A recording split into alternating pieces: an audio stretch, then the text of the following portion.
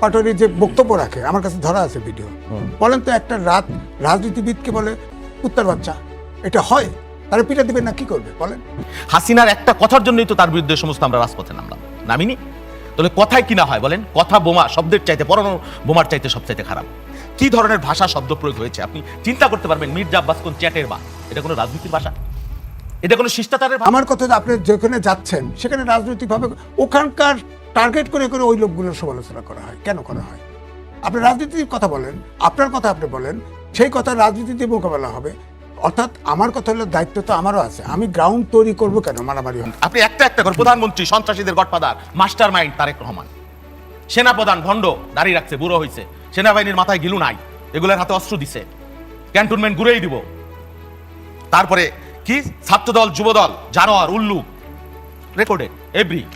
এই ভাষা আমরা কোনদিন 17 বছর বলে চ্যালেঞ্জ দিয়ে বলছি এটা। আমার নামে মামলা করবেন আমি যে মিথ্যা বলে থেকে এক বিন্দু। হান্নান মাসুদ থানার মধ্যে থেকে সাদাবাজরে ছাড়াই আনছে। এই যে ইসাক সরকার সবচেয়ে বড় সাদাবাজ নাকি বিএনপির, এখন এনসিপি যায় সে আউলিয়া আল্লাহ হয়ে গেছে।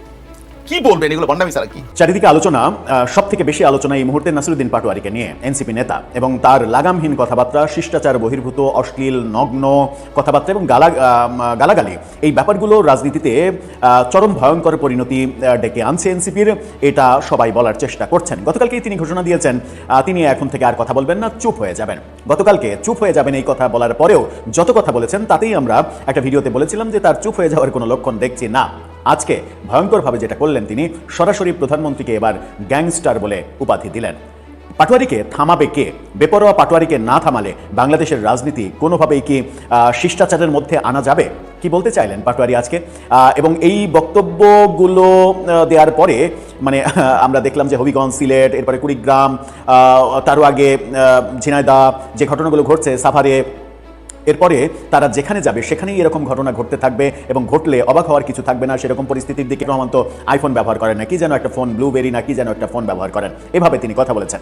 এটুকু পর্যন্ত ঠিক আছে, সবই ঠিক আছে। কিন্তু যখন মানে চলমান প্রধানমন্ত্রীকে তিনি গ্যাংস্টার বলেন, তখন তো তাকে গ্যাংস্টার হিসেবে তারেক রহমান ভূমিকা পালন করছেন, এই ব্যাপারে তথ্য প্রমাণ দিতে হবে। প্রমাণ করতে না পারলে শুধুমাত্র এই মন্তব্যের জন্যই তো তার বিরুদ্ধে 1000 কোটি টাকার মানহানির মামলা দেওয়া সম্ভব এবং তাকে কারাগারে পাঠানো সম্ভব। কিন্তু সরকার নিশ্চয়ই সেই দিকে যাবে না। সরকার সহনশীলতা দেখাবে, এটাই উচিত।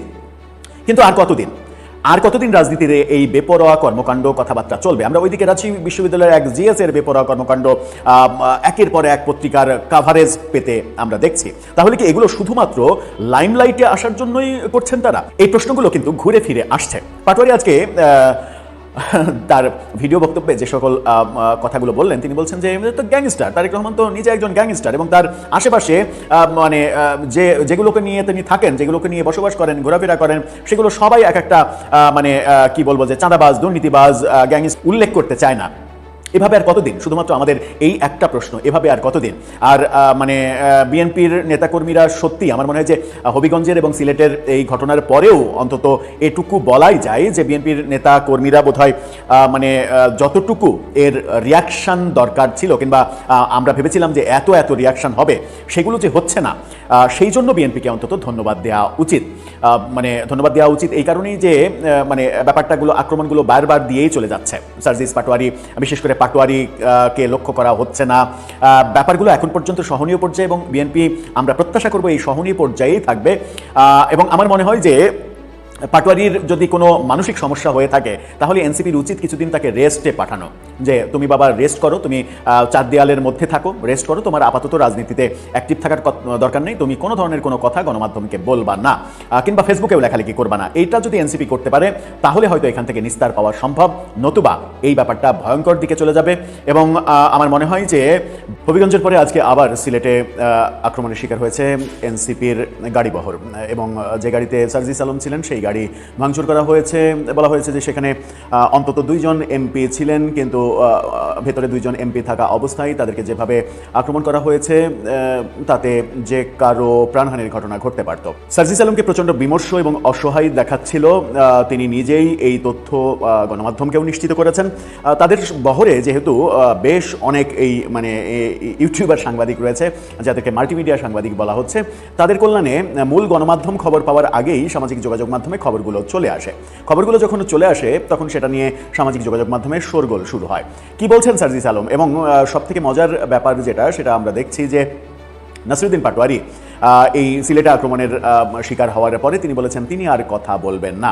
সত্যি কি নাসিরুদ্দিন পাটোয়ারি তার মুখ বন্ধ করবেন? মুখ বন্ধ করতে তো আর কেউ বলেনি। মূলত মুখের যে ভাষা, সেই ভাষা কন্ট্রোল করার কথা অনেকদিন থেকেই বলে আসছিলেন মানুষরা। এই কথা যখন সার্জিস বলছেন এবং মানে তিনি বলছেন যে মানে তারেক রহমান সম্পর্কে, প্রধানমন্ত্রী সম্পর্কে বেশ মানে গরম গরম কথা বলেছেন, যেগুলো আমি আসলে ভাষায় প্রকাশ করতে চাই না, কারণ তাদের ভাষাগত প্রবলেমের কারণেই মূলত তৃণমূল, বিএনপি, ছাত্রদল এরা খেপেছে। এটা মোটামুটি এখন নিশ্চিত। তার মানে এই না যে এই আক্রমণ এটা গ্রহণযোগ্য না। কিন্তু আমার মনে হয় যে সার্জিস পাটোয়ারিরা যদি তাদের ভাষা সংযত করতে পারতেন তাহলে জুলাই বিপ্লবের 2 বছর না হতেই এরকম অবস্থা তাদের হয়তো হতো না। পাটোয়ারি কি বলছেন? পাটোয়ারি যেটা বলছেন সেটা আরো বেশি মজার। তার এই শিরোনামটা দেখে নিন। সেখানে তিনি যেটা বলছেন সেটা হচ্ছে যে আমি আজ থেকে আর কথা বলবো না। কেন কথা বলবেন না? কি বলছেন তিনি? কথা বলবেন না এটা বলার পরেও যত কথা বলেছেন, ভিডিওতে দেখেছি, তার কথাগুলো শুনেছি, যত কথা তিনি বলেছেন সেই কথা কোনোভাবেই মিন করে না যে তিনি কথা বলবেন না। কি বলছেন তিনি বলছেন আজকে থেকে আমি আর কোনো কথা বলবো না, চুপ থাকবো। পুরো বাংলাদেশে দেখি ওনারা কতটুকু বাড়তে পারে, কতটুকু যাইতে পারে, আমরা সেটার মাত্রা